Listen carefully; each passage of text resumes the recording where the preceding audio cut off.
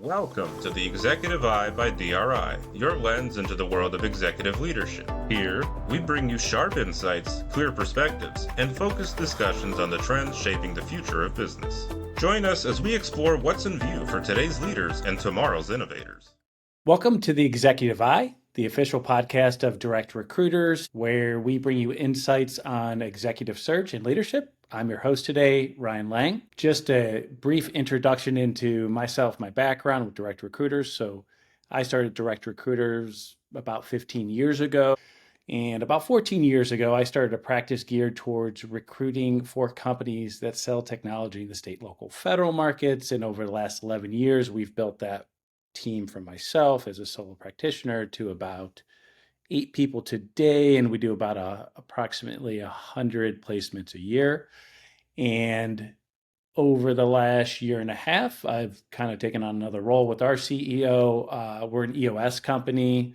So what that means is Dan Charney, our CEO, is our visionary, and I'm more of the integrator. And we support our family of practices in any capacity that we can. Today, we have an exciting episode that takes us behind the scenes of one of the biggest milestones in our company's history, the formation of Starfish Partners, by merging together Direct Recruiters and Kaye Bassman International Corporation out of Dallas, Texas. So a little bit about both companies and how we came together.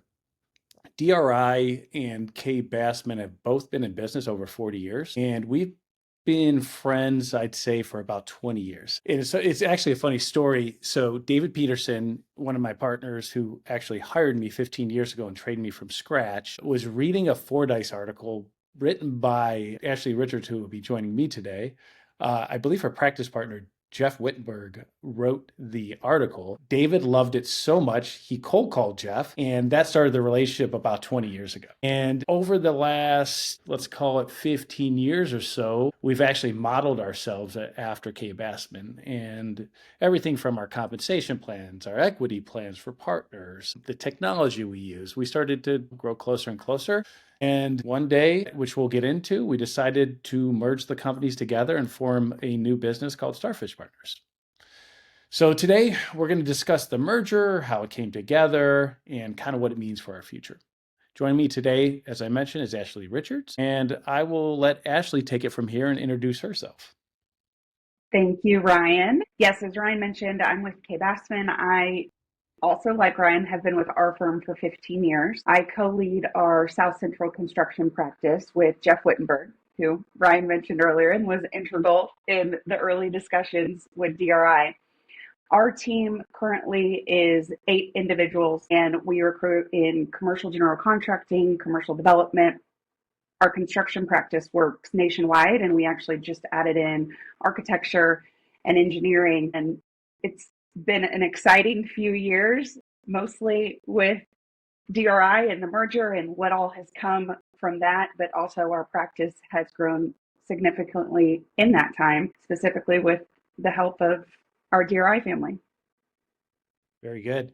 Appreciate that, Ashley, and I appreciate you joining us today. And let's unpack kind of everything that led up to the merger, went through COVID, and kind of where we're at today. The first question I have for you, and we'll both answer this one because I think it's interesting. What was your first reaction when you learned about DRI and KBIC potentially merging together to form Starfish Partners? You know, it's funny. We've always had this joke of like one day we'll be acquired by LinkedIn, mostly because Jeff Kaye was always out trying to disrupt the industry in some way, shape, or form. I mean, that's why Next Level Exchange was created even before my time, I think 2008. So whether it was, oh, maybe they'll fly to Europe and meet a company, or they're going to end up in Cleveland and talk to a company, there really wasn't a lot of surprise on the Kaye Bassman side. It was just, who is DRI? Let's get to know them. Because I kid you not, you can ask any of the partners at Kaye Bassman. It was like, one day we'll just merge with LinkedIn, or they'll buy us, or we'll buy them. And it became this running joke until one day it was, okay, we've found a company and we're all going to become one. And it's like, all right, let's do this. Very good. That's very interesting. I feel like our reaction, we got there, right? Like we felt that way, but we were, we didn't have Jeff Kaye as a visionary. I mean, Dan as a leader, Dan Charney, amazing. but Jeff is truly a visionary, and like you said, disruptor within our industry. So us coming from, an 8-person company when I started here 15 years ago to becoming a 100-person company, there's a tremendous growth and a lot of change, but it was always driven by either Shel Myroff, the founder, or Dan Charney when he took over. So I remember it was in, I want to say July, Dan called all the managing partners over. There were 6 of us, and we sat down in his backyard. And I remember him bringing this option of potentially merging with KBIC. And I think collectively, the response was no expletive way. It's kind of, again, because we didn't know the change and, we didn't really know where to go with it. So I, though, was actually very intrigued by it. And kind of what you had mentioned, I grew up watching the Jeff Kaye and his blue button-up shirts, his training videos. The VHS videos? VHS, yes, that is dating us. The VHS videos and DVDs. If we need the DVDs, yep. We even had for a short time the CDs, but I believe Mike Silverstein has not returned those to date. He would drive around with them. So we had the full package. I think that was like the Next Level Plus package or whatever it may be. And so there was some intrigue around it for me because having access to people like them, as well as people like yourself and Jeff Wittenberg, was very appealing. Me personally, I'm always looking to constantly develop, and like my fear is stagnation. So having other people that have a similar mindset but do things differently was very appealing to me. So, I think as we started to have those discussions, I think the first step was we flew down to Dallas and got to meet with all of you. And we sat down. And I remember when we left those meetings, Dan had asked me, so Ryan, what do you think? And, I thought about it for a minute. And I think my response was something like, they're different but the same. Like, meaning you're from Texas, we're from the Midwest, there's just some differences there, but collectively the cut of the people, their DNA were very similar. And that was a huge step for me of being on board with this merger. So were there any specific challenges that pushed firms toward this decision? I think KBIC's main objection was, like I said, to disrupt the industry. Like, what can we do to shock people? Obviously, there's the Korn Ferries of the world, these huge, large search firms. But for our size and still being close-knit family, and we were a local group, there wasn't a lot happening. There weren't mergers happening at our level, right? At least to my knowledge. So for us, like you said, you guys were a family. And so were we. So it was almost like we were blending a family, right? Like it was a new mom and a new dad. Like the Brady Bunch a little bit. Totally. So on our side, you had some partners that have been with Jeff since he started, but then you had the partners who had only been here 15 years like myself. Well, back then it was 10 when the conversation started, 10, 11. But we were excited for something new and some change because in our industry, there's not a lot of innovation. I mean, recruiting is recruiting at the end of the day. So instead of just hiring, how do you grow and how can you move the industry forward? And that was something Jeff was always preaching to us and out looking for. Yeah. And I think one of the big things too was it gave us collectively more diversity within practices, right? And what's interesting is to your point, I feel like if you look at the search industry as a whole, you have your staffing firms, your large staffing firms that are focused in more contract-based business. And then you already mentioned on the other side of the spectrum, the Korn Ferries of the world that are large retained search firms.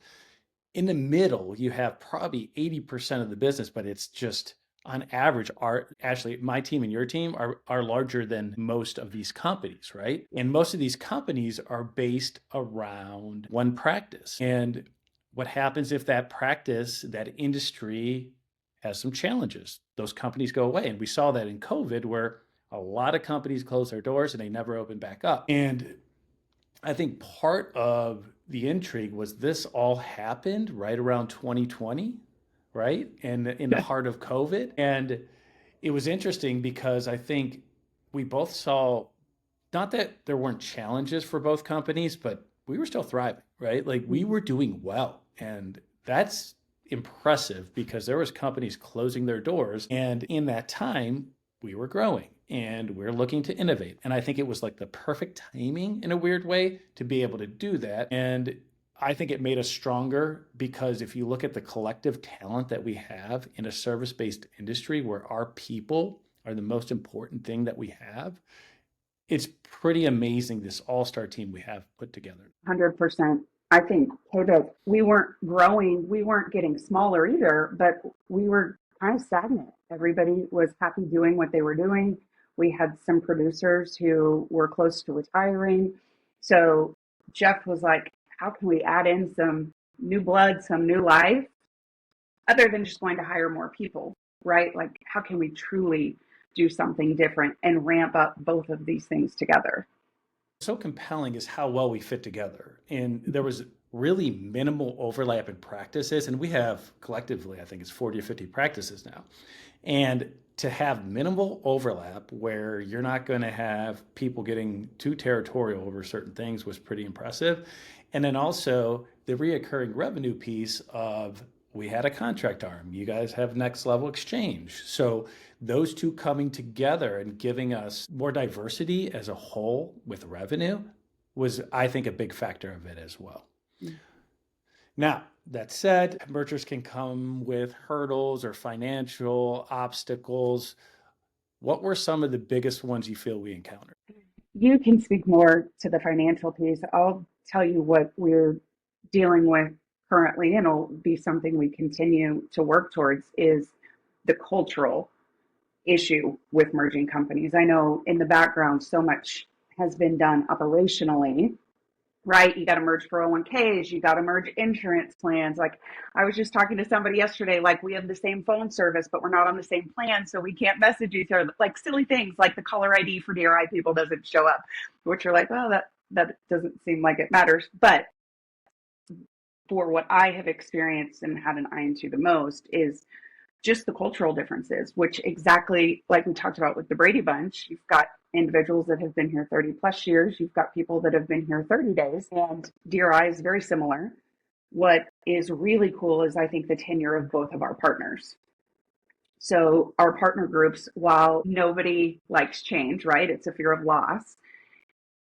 Everybody has come around at their own pace to the idea of the new family. Yeah. Yeah. And Ashley, I think we spoke about this actually before. And it's interesting because, you know, when you go through mergers, acquisitions, I work in the tech world and I see it all the time. And there are some that go great and there are some that go very poorly. And as a recruiter, when we hear they go poorly, we start trying to poach their people. So, you know, you hear a lot during the days of recruiting on what to do, what not to do, right? And I think some of this was helpful, but the things that we found interesting when we were speaking is I feel like it affected the two organizations differently, right? And what I mean by that is initially, I think we felt it when we were merging Ks and benefit plans that financially it impacted our people, right? And then we went to what we called the year of unification, right? And we started to, of course, unify all of that, but then we had somebody new steering the ship in Dan Charney. And when you have somebody who is disruptive and has won the hearts and minds of everybody at KBIC and pretty much anyone he meets, and Jeff Kaye, moving over to focus more on next level, you know, that was a shock. So I felt like it was a financial feeling for us. For you all, it was more emotional and cultural, right? And I feel like we're coming out on that end now, but, you know, kind of speak to that point there. Yeah, Jeff has always been running a million miles an hour. So while I think everybody thought he is still our guy at Bassman, and don't get me wrong, I could go knock on his office and he would still be there to triage whatever he needs. Having Dan move into the day-to-day has just been a change, especially when Jeff really is still right down the hall for everyone. Dan, in my experience, is total empath, great leader. It's just hard when he's in Cleveland, right? And everybody, for the most part, is in Texas. So it's more feelings on the KBIC side, which you would think wouldn't upset people as much as a financial hit, right? Like changing a 401k match is a really big deal and impacts your pocket. But for individuals that have been with Jeff since he started at K Bassman, and quite frankly, I mean, I trust him blindly. I know what he's doing. He is doing for the betterment of all of us. What I think is not realized is just how much he's still at a 30,000-foot view, right? Like the KBIC ship is not going to run upshore and we're going to be in trouble. It's just he's not as visible as he once was. And so that gives people feelings. It gives people feelings, which I get.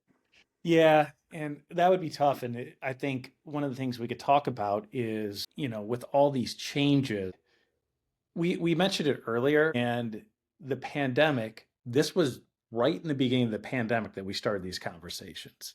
So Mm-hmm. how do you think that influenced our decision to make this happen during that crazy time in the world where I remember it was in March, it was the third week of March, because my dad and I were supposed to fly out to Minnesota within days to go watch the NCAA wrestling championships. And I was talking to my dad on the phone and I'm like, have you been watching the news? And he said, yeah, a little bit. And I said, what do you think of this whole COVID thing? He's like, it's going to blow over. We'll be fine. I'm like, I don't know, man. I'm watching the news and I don't think we're going to Minnesota. And sure enough, they canceled, it was crazy. They canceled the NCAA wrestling championships and, and the rest is history. So this all happens right in this crazy time where nobody alive has ever had experienced in pandemic. So walk me through how you think that impacted our decision to merge and, what your thoughts were as we were going through this. I actually think it made Jeff run faster towards it because he is the person that if the headline says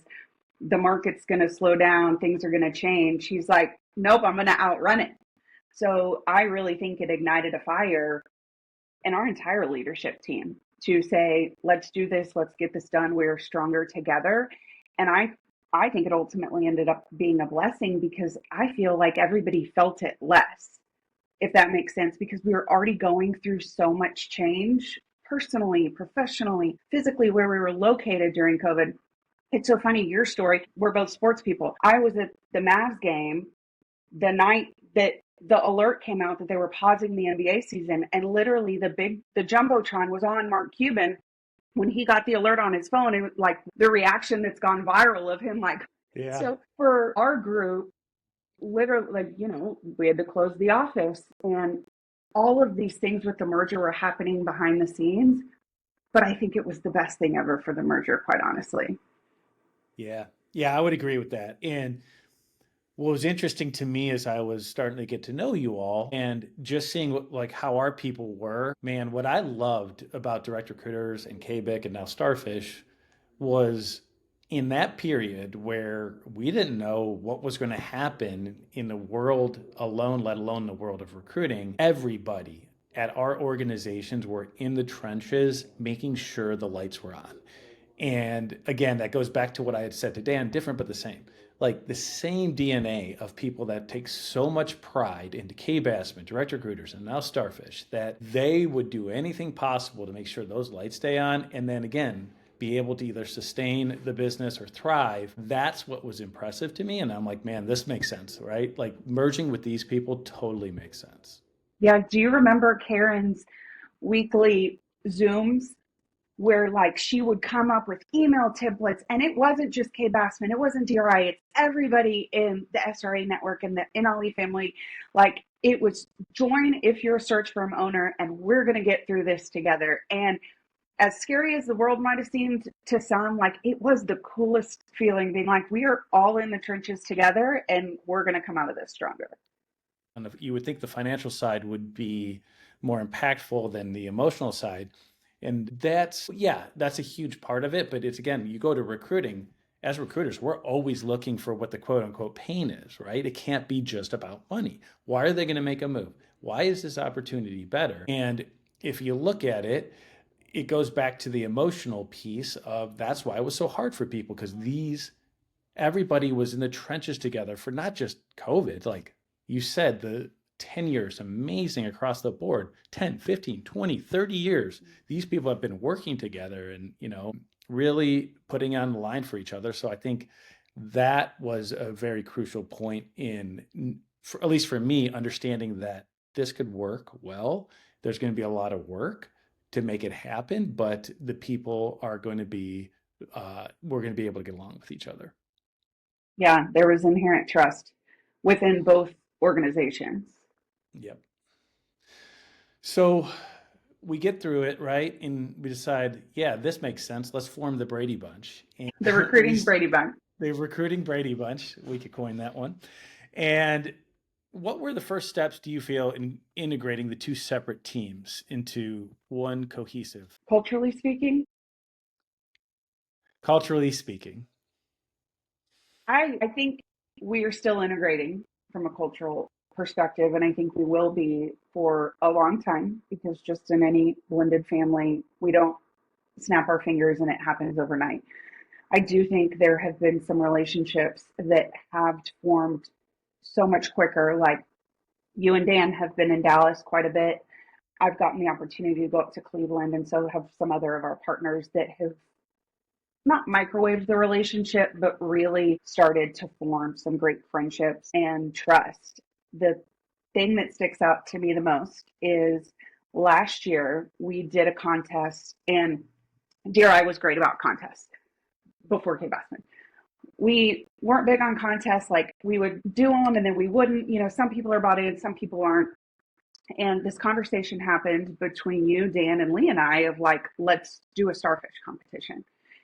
It was awesome. It was 4 weeks of like fire on the phones and retainers coming in and deals being closed, and just, we're all recruiters, we're competitive. But the end result was you got to go to Cleveland and you got to go to the Browns Cowboys game. And it was a weekend trip. The relationships that were formed that weekend and the stories are going to be lifelong. Like, it was just the coolest experience that is even so hard to put in words. The four of us after that were like, how can we do more of this? Because we want this feeling to catch fire. And culturally, we've started doing more. We can talk in a little bit about culture-wise, which we've rolled out, but we are creating that Cleveland experience from last year for years to come. Yeah, that's a great point. I feel like that was a defining moment in building the culture, right? And what was amazing was we had a lot of partners up there, but it was more the earlier stage, earlier career folks, right? That 1 or 2 years in the business, getting them connected and seeing them thrive and build relationships that, Lauren on your team, Tess on my team, they still talk, every couple of weeks. So getting those people connected and building those relationships, to your point, a lot's changed with COVID. Almost everybody was in Dallas. Almost everybody was in Cleveland, right? Prior to the merger. And now Mike Silverstein's team is, he's got people in California, across the nation, right? My team's still mostly in the office.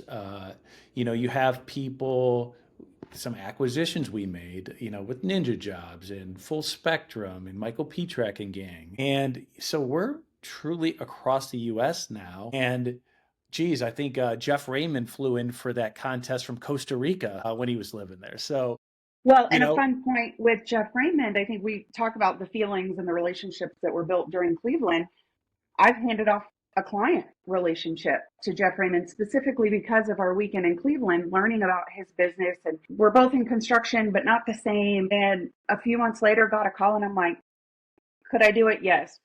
Could somebody else do it a lot more effectively? Yes. Jeff, here you go. So not just the feeling piece of it, but it's growing our business when our culture is more connected. Yeah, that's a great point. And I think, a lot of that all happens. It's funny. We still we work on a lot of sales roles, and, in the pandemic, I remember these people we placed, they do 60, 75% overnight travel. And then they didn't during the pandemic. And then all of a sudden, I had some clients saying, hey, we don't need to travel anymore. These people can sell remote. And the technology has changed it quite a bit. But what we found was they've shifted back to doing that type of travel. Why? relationships are built in person. Video is the second best, but phone's third, but in person is the best. So it's funny you brought up that contest because we're in the heart of it right now, the second annual Starfish contest, where it's going to be a trip down to Austin. And, we're hoping to replicate that, obviously not the same exact trip, but something in the same nature where we're able to build relationships. And it's funny, you mentioned Dan and I coming down to Dallas. And whenever he and I chatted probably about a year and a half about how do we make this happen and start to build this amazing culture. And I told him we got to get down to Dallas at least once a quarter. And I think it's been, like 6 quarters where we've held true to that. So trying to get some of you folks up here, trying to, have these connection points. We got our rewards trip, which we call Pacesetter, coming up here in a couple of weeks, which our top producers will be down in Costa Rica. We're going to have an amazing time. And we have our first Starfish Award ceremony there, where we're merging the 2 awards programs. So I think, culturally, we're in, I guess if you looked at the last couple of years, we would say those were the years of unification. And now we're in the years of maintaining our traditions. Like your kickoff is similar to our holiday party, and we do our awards separately there. So we want to maintain those, but also we're looking to build this amazing culture around Starfish Partners. And I think we took a big step forward of doing that last week as we rolled out a program called CultureWise, which you're an integral part, Ashley, in helping get that going. And we have these 29 fundamentals that break down our life laws and core values to a more granular level. So tell me about how you think that's been received, culture-wise, and how you think can help build this Starfish culture. What's interesting is when we were looking at our life laws and your core values, they were the same. The words might have been a little different, but they were the same. And that was so important to tell people because our DNA is the same, right? Like you said early on, when you walked away, you're like, they're the same, but different. Yes, we are the same, and our core values and our life laws showed that. So with these now culture-wise that we rolled out last week, I think everybody was skeptical, right? You put a 3-hour meeting on a salesperson's calendar. Like, that's taking me away from my sales. And what is this? And is it hokey? And are we going to sing Kumbaya? It was not hokey at all. We did not sing Kumbaya, although maybe we should, just to have people laughing. But the feeling afterwards was, wow, I got to be in small groups with people that I had never met before at DRI, and we had this in common. And they used this example, and that was my experience. And this is so great. What more can we do like this? I want to meet more people like that. I want to start living into these values. And how can we do more? And that was people that have been here for 2 months, all the way to longer than me. And to have those individuals, especially the ones that I knew were the most skeptical from the get-go, come in after and say, wow, that was great. It was all worth it. I love it. Yeah. And you and I chatted on the way home when I left the office. I couldn't wait to call you and be like, how was it received down there? We heard this, and we're talking. So it was just so exciting. I texted Dan Friday night, and this was Dan's vision. He got this from his Vistage group, and him and I chatted about it for a good 6 months. And then we brought you and Lee in, and I texted him, and I'm like, the way we're all wired, we look for the next thing, right? And we're just focused on the next challenge or the next deal we're closing or whatever it may be, right? And I said, enjoy your moment. This was your vision. This happened this week. And we're going to look back at this. And this was an anchor of this tradition and this culture that we're going to build. So I had a lot of fun there. But that said, I think to your point, I embrace change. I wasn't always that way, but over the last decade or so, I've grown that way. And I feel like the more you embrace it, the easier it gets to handle. But there's a lot of people out there that they're not wired that way, which is cool. And how have you found that you can make sure that these individuals are heard and valued during a transition like this? Or, if there's any retention issues or anything like that, what do you think has been the best way to deal with that? I think we are all really fortunate that our merger, it hasn't affected our clients or our business negatively in one way, shape, or form. In fact, a lot of them probably have no idea even really about the merger. So if somebody's first concern is their business, we are so lucky that it had nothing to do with their book of business. They technically have been able to carry on as they wanted, other than, 401k changes and insurance. But to the outside world, their role and their work has not changed. What has changed are the feelings piece and the emotional piece. So it is spreading positivity. It is just so crazy when one person is excited about something and they tell somebody else and that person tells somebody else, the fire that spreads. And even just in the last year, we have seen the positivity crank up quite a bit. And I think there's still so much more cranking we could do, but those that have wanted to buy in have and are getting the feeling that others are seeing, that now they're like, oh, what's that about? Maybe I want to be a part of it. And so it's just continuing to have this positive narrative because, yes, you could look at it through a negative lens if you wanted, but it's not hurting your business and it's not hurting you personally. It could only add to your business and only add to your personal growth and your relationships and friendships. So the more we can just talk about the good things that have come from it, I think the more people are starting to see the Starfish light is better than our solo KBIC light or our solo DRI light. Yeah, it's a great point. And just to touch on one item that you mentioned was from the outside, nothing really changed, right? And I'm not sure that our clients even know what Starfish Partners is, right? Right. And that's kind of by design and it's okay. It was more of a structural change. Nothing happened though when it came to our customers, our client base, how we go to market, right? And what I've loved about Dan as a CEO for all the years is he's never once came to me and told me how to run my practice, right? He's been there to support me. I've asked him a million questions on what to do in certain scenarios because I value his opinion and he's great at the business.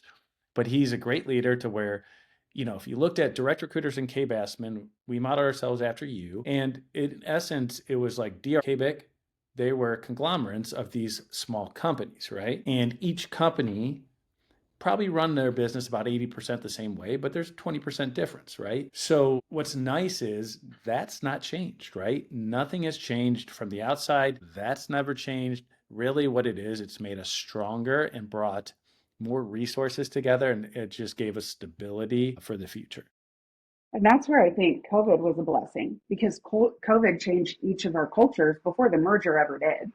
So it's not like things were running perfectly and we were meeting monthly for dinners and all these things were happening that all of a sudden were taken away. It was, well, COVID took a lot of it away. And to your point, we hired people in other cities that changed even just having these calls via video, right? Like COVID sped that up for us. Spelled that out. So Yep. culturally, where I think some people have been harder to get on board, I think they're still trying to wrap their minds around Kaye Bassman in 2019, 2018. And it's so crazy now to fast forward, we're in 2025. Like we can't be looking back. What's coming in 2026? Exactly. For sure. Yeah. And I think, if you look at it, what do you see the best surprises, good or bad, since coming together as an organization? Surprises. I Good will or tell you, bad? it was last week when the senior partner came in my office that was very like, what is this? What? No, I don't want to do this with culture wise. And afterwards walked in and said, wow, like it's the person that if I would have bet money on would never get on board with this, I'd have put all my chips on him. The fact that he said, wow, makes it all worth it. That's awesome. Yeah, it's funny because mine's similar to that. It's the people, right? And, culture, the people, it's all the same. And, me and you developing a relationship, Lee Martin, Nate Corville, Marty Chapin, Jeff Wittenberg, who helped bring us all together, the Michael Petrak, we have all these people and these are all $1 million, multi-million dollar practices. So now we've developed this. Okay, so we have the culture piece of the people and getting along and how the emotions are, but you also have this culture of success and this culture of competitiveness, but for a greater good. And man, I got off the phone with Michael Petrek yesterday driving home from the office, and we chatted for 30 minutes, and it was awesome. It was just like you said, kumbaya and all this stuff. We were talking about how excited we were to go to Pace Setter down in Costa Rica and have the wives meet. I'm going to go out and visit him in Denver this year, and we were planning that trip. So, I guess if I'm going to put my finger on the best surprise, and again, I knew this as we were going through it, but it's the people. That's been what's really driven this home for me, and the relationships that we're starting to build. And I think as we go through this, it takes time, but we're getting in a really good spot. And the revenue is ramping up as a result of it. Yep. Yeah, and that's funny. That was going to be one of my questions next for you is we look at this and like, how do we track what's the measure of success for this merger? The easy one is what you just said, the revenue, right? You look at dollars and cents, we're growing, we're profitable. That's great. The piece that I think is really going to tell the story is going to be the cross-pollination and building of relationships. That's a true indicator if this was a success, which again, with the culture-wise stuff, it's been 4 or 5 years. We're getting there, but there's a lot of work that still goes into it. But I think we're getting to that point. And if you ask me if this is going to be a success today, I would say the same thing I said 5 years ago, 4 years ago is absolutely. Yeah, because we're going to make it a success.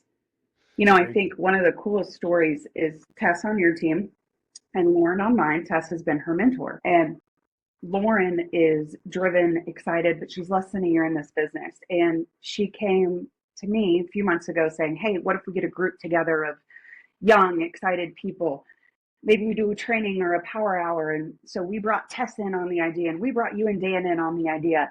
And next week, she has her first training that's going to be run by Nate here at Bassman on mindset for this group of producers that haven't quite hit our pace setter trip yet. And that would have never happened before, and so that group rising together and then the tenure growing. Yes, we've got great tenure within our partners, but we want the people that have been here 1 year to be here 20. And how can we affect the stickiness of the organization? And it's ideas like that can be shared between all of our groups now that are really going to have an impact that we'll be able to measure in 5, 10, 15, 20 years outside of just the revenue numbers, looking at the tenure, our family growing. Absolutely. Absolutely. And you kind of touched on one other item that I kind of glazed over earlier is the mentoring piece of it. And that's something we did is, we had this mentoring program at Direct Recruiters, and I think it was about 1.5 years ago. I took it, drove it across all of Starfish. And again, these little things that are allowing people to build relationships. A good example is your desk partner, Jeff Wittenberg, managed or mentored one of my partners, but also at a practice level, Aaron Kutz, who was my first hire 11 years ago. Since I've taken on a larger role, I've delegated a lot to him at the practice level. And he's had to take on a lot, and like all of us, learn on the fly and how to manage people, but also be a producer and all this stuff. So I remember it was at the end of last quarter, I had Jeff mentoring Aaron, and Aaron came into my office unsolicited and said, I've been mentored for the past, let's call it 6 or 7 years. I got the most out of this quarter that I've ever gotten. Jeff has been amazing. He's helped me tremendously. And again, that doesn't happen without the merger, right? So just again, having different perspectives, we all view the business the same way, but getting that extra coaching that maybe Jeff had some advice that I didn't have or something like that. No ego whatsoever. It's all about us getting better day by day incrementally. Rising tide lifts all boats. I love it. All right. In closing, let me ask you this. So if you're looking at the merger, is there anything you would have done different? It's a tough question. That is a tough question. And I'm sure everybody would have a different answer, but I would say no, because I trust Jeff, Karen, Nick, you, and Dan that everything was done to the best of its ability. And quite frankly, in the time that we were allotted with the challenges that were presented. Yeah, I think that's a fair answer. And, it's one of those things where, maybe 10 years you look back, you're like, well, I would have done that differently. Of course. But hindsight's 2020. But if you're looking at were there some mistakes made along the way? Absolutely. Where people, we've never done this. To my knowledge, in that area between staffing and retained search, this really hasn't happened. So one of the things that's been exciting for me is being a part of that journey. But yeah, there's been some mistakes made along the way. But again, if I had any recommendations for people going through this, it's make sure if you're going to do it, you find the right people to merge with. Because at the end of the day, those people are going to be the ones you go to battle with. And especially when you're in a service-based business where your people are your service and your product, you got to make sure you have the right people. Well, in both of our groups, our life law, go to the source. If anybody had a question or a doubt, we went directly to the source. And I know the same happened on your side too. So just that level of transparency that was experienced during the merger, I think from the outside looking in, most companies don't get to say that, right? These decisions are made behind closed doors without people knowing, but not between our two groups. Very good. Yeah, I would agree with that. Well, Ashley, appreciate you joining me today. And Thanks, Ryan. Yep, thank you. Celeste came to me with this idea, and I was like, I know the best person to do it with, that I will flow well with, and we'll have a great conversation. So thank you for your time. It's been great. So that's a wrap on today's episode of the Executive Eye. And I hope you enjoyed the story behind our merger and creation of Starfish Partners. It's incredible to see how this partnership is shaping the future of executive search and creating new opportunities for our clients, candidates, and teams.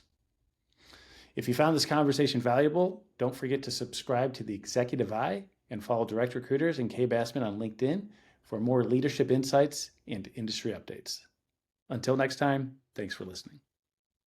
Thanks for tuning in to the Executive Eye by DRI. Stay connected with us for more insights on leadership and industry trends. Follow the Executive Eye on LinkedIn or visit our website at directrecruiters.com. Until next time, keep your eye on executive leadership.